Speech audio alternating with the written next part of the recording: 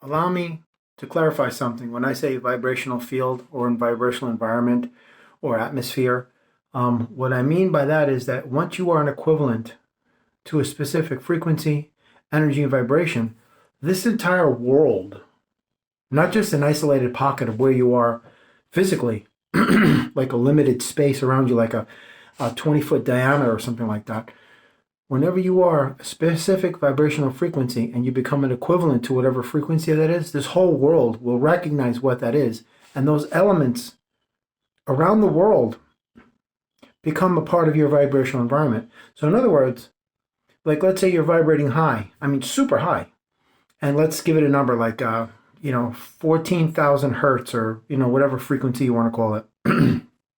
Now what happens is everything in that vibrational field that's a match, that's kindred to that vibrational environment as an equivalent, will recognize you. And that's when you will see these things. And they will be scattered all throughout the earth, not just people, everything, every element of energy.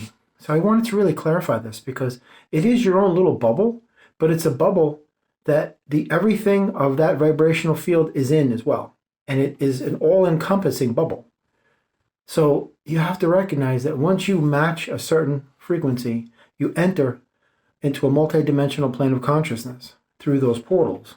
The vortex starts to spin and things become, active, and they are generated by your entrance, by you accessing these things. And now you're like, whoa, I didn't even know this was here, and then all this stuff, and all of a sudden you can go out and like, oh my God, I never saw the world like this before. Your perceptive lens changes. You're just like, why didn't I do this before? I was spending so many years being miserable and negative and doubting and being, defeatist. And, that's what I'm talking about. When you change the way you view the world you view will change. That's what happens when you enter into a different vibrational field of alignment with something much higher than you're used to. That's why divine synchronicities are always prevalent. Pennies on the ground, feathers, license plates. This is just subtle nuances, subtle nudges from your angels, slowly guiding you to say, oh, you're a little off drift here, go that way. Sometimes you go a little off drift and they're like, no, back straight. And then you go this way, no, there you go. It's just like that. Then certain people start to, pop up out of nowhere in your field of observation, in your reality. Then you connect with them in conversations. You're like, really? I didn't know that. Thank you so much for sharing. And the knowledge that they drop on you helps you to get to the next. And you see how it works. It's the coolest.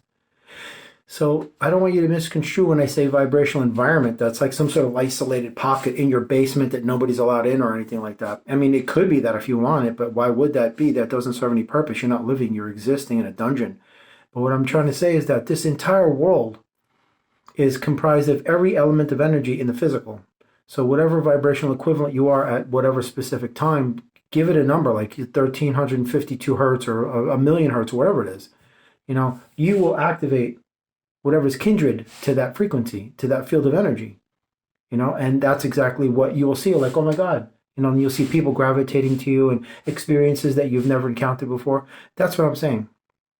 It isn't limited to just the space that you're occupying. It goes way beyond that, way beyond.